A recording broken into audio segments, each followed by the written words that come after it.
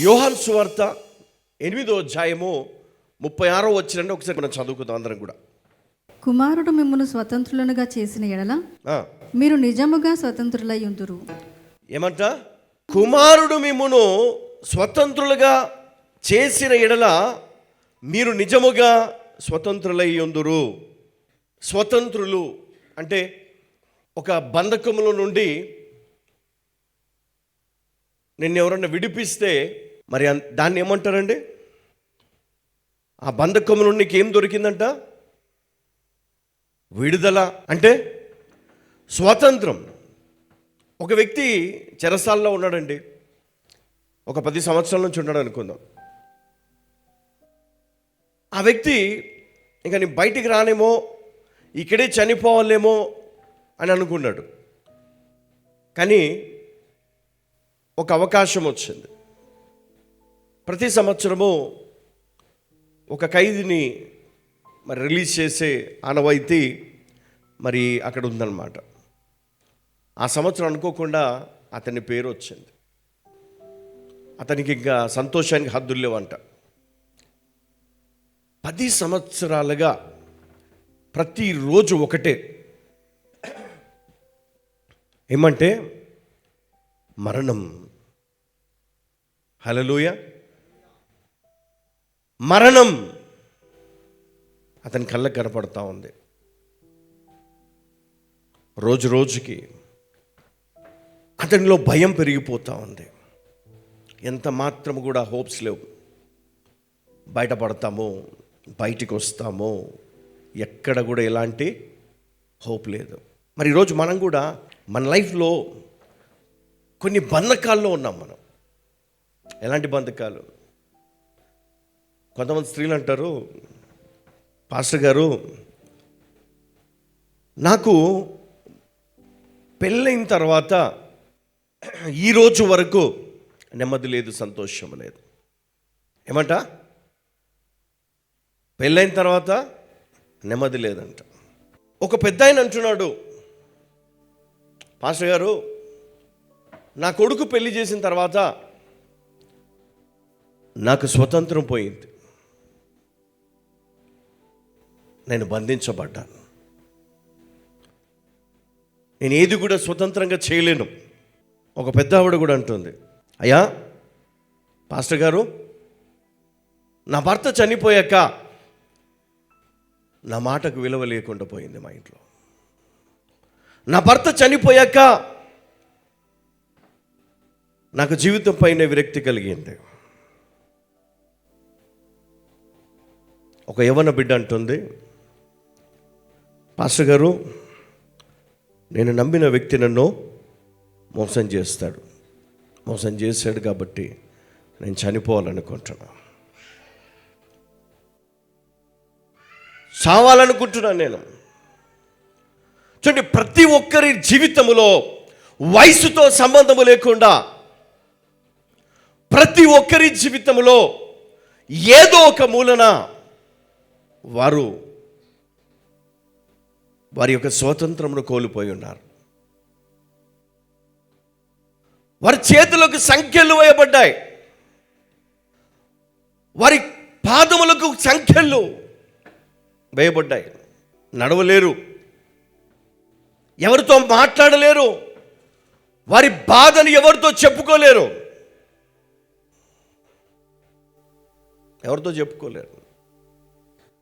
ఒకవేళ చెప్పుకున్నా ఎవరు అర్థం చేసుకోరు వాళ్ళని. అరే వాడంతేరా, ఆమె అలాగే చెప్తుందిరా, వయసు కదా పట్టించుకోవద్దు, చాదస్వం ఎక్కువైపోయింది. కానీ ఆ బాధ అనుభవించే వాళ్ళకి తెలుసు ఆ వేదన, ఆ బాధ. నేనైతే వాళ్ళ ప్రార్థన అవసరతలు నేను వింటున్నప్పుడు నేను ఏ విధంగా వాళ్ళకి నేను సహాయం చేయాలో అర్థం కాని పరిస్థితి. కానీ మీ బాధను తీసివేసేవాడు దేవుడు ఒక్కడే. మీ బాధను లేదా మీ వ్యాధిని, లేదా మీకున్నటువంటి నష్టాన్ని, మీరు కోల్పోయినటువంటి స్వతంత్రాన్ని నేను తిరిగి మీకు ఇవ్వలేను, కానీ నేను మీ కొరకు ప్రార్థన చేయగలను. దేవుడు నాకు ఇచ్చినటువంటి ధన్యత ప్రార్థన. దేవుడు ఇచ్చినటువంటి ఒక నాయకత్వం, దేవుడిచ్చిన అధికారము చొప్పున నేను ప్రార్థన చేయగలను. అంతేగాని వారి ఇంట్లోకి వెళ్ళి వారి బాధను మనము బాగు చేసే పరిస్థితి లేదు. కానీ వారి దుఃఖములోనే ఉదయం లేచింది మొదలుకి రాత్రి పడుకునే వరకు. కొంతమంది అంటారు, ప్రభువా నాకు రాత్రంతా కూడా నిద్ర లేదు, ఎందుకంటే ఆలోచనలు.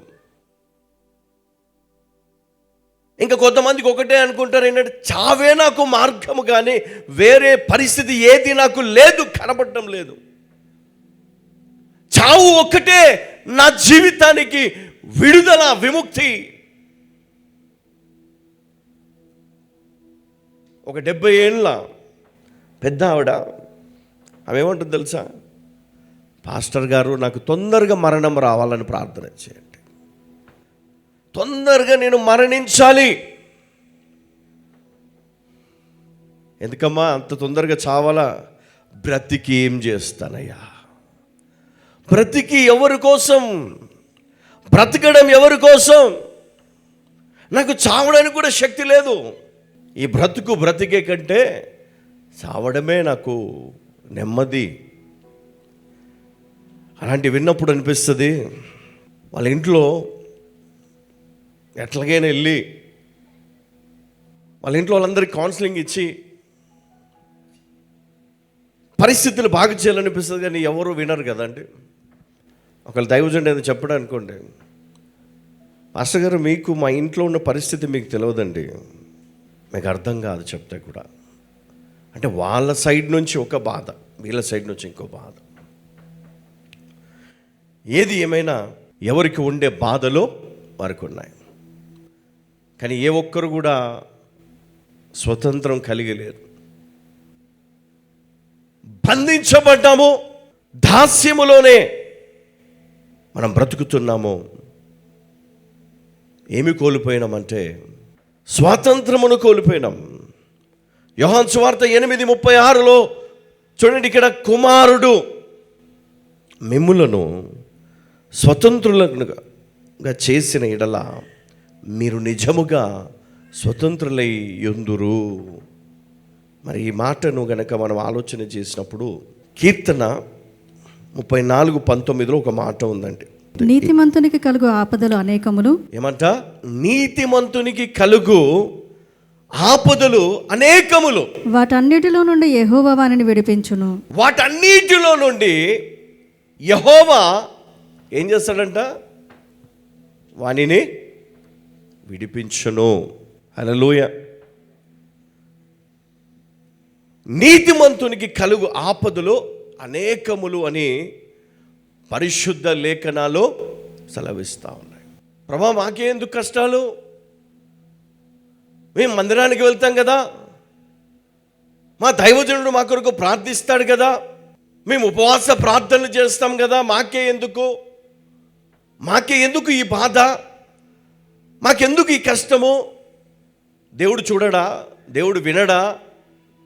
దేవునికి నేనేం తక్కువ చేశాను? దేవుని కోసం నేను పని చేయలేదా? దేవుని కోసం నేను కానుకలు ఇవ్వలేదా? దేవుని కోసం నేను చెయ్యంది ఏమైనా ఉందా? అని చేస్తున్నాను. కానీ ఎందుకు దేవుడు ఇన్ని కష్టాలు మాకు పెట్టాడు? ఎందుకు నా తల్లి కష్టంలో ఉండాలి?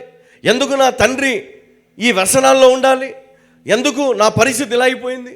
ఎందుకు నా భర్త ఇలా అయిపోయాడు? ఎందుకు నా పిల్లలు ఈ విధంగా మారిపోయారు? ఎందుకు నా పరిస్థితి ఇంత గందరగోళంగా ఉంది? ఎందుకు నాకు ఈ వేదన? నేనేం పాపం చేశానని? నేను దేవుని నమ్ముకునుట ఇది వేదనకు మొదలు. చాలా మట్టుకు మనము ఈ విధంగా భావిస్తూ ఉంటాం, ఈ విధంగా రోధిస్తూ ఉంటాం. కానీ వాక్యం సెలవిస్తూ ఉందండి, నీతిమంతునికి కలుగు ఆపదలు అనేకములు అని ఎందుకు రాసి ఉన్నాయి? ఎందుకంటే లోకం మంచిది కాదంట. ఈ లోకములో నీకు శ్రమ కలుగును. కానీ నువ్వు ధైర్యం తెచ్చుకోవాల్సిన విషయం ఒకటి ఉంది. నువ్వు కలవరపడాల్సిన అవసరం లేదు, నువ్వు కృంగిపోవాల్సిన అవసరం లేదు, ఇక నాకు దారి లేదు అనుకోవడానికి వీలు లేదు. దానియేలు 3:17-18 ఈ విధంగా రాయబడి ఉంది. ఒక్కసారి మనం చదువుకుందాం. మేము సేవించుచున్న దేవుడు ఏమంటా? అందరు కలిసి చదువుదామమ్మా. మేము సేవించుచున్న దేవుడు మండుచున్న వేడిమి గల ఈ అగ్నిగుండములో నుండి మమ్మను తప్పించుటకు రక్షించుటకు సమర్థుడు. ఏమంట? రక్షించుటకు అంటే తప్పించుటకు సమర్థుడు. మరియు నీ వశమున పడకుండా ఆయన మమ్మను రక్షించును. అంటే ఏమంటున్నాడు? మరియు నీ చేతుల నుండి ఆయన మమ్మను విడిపించును.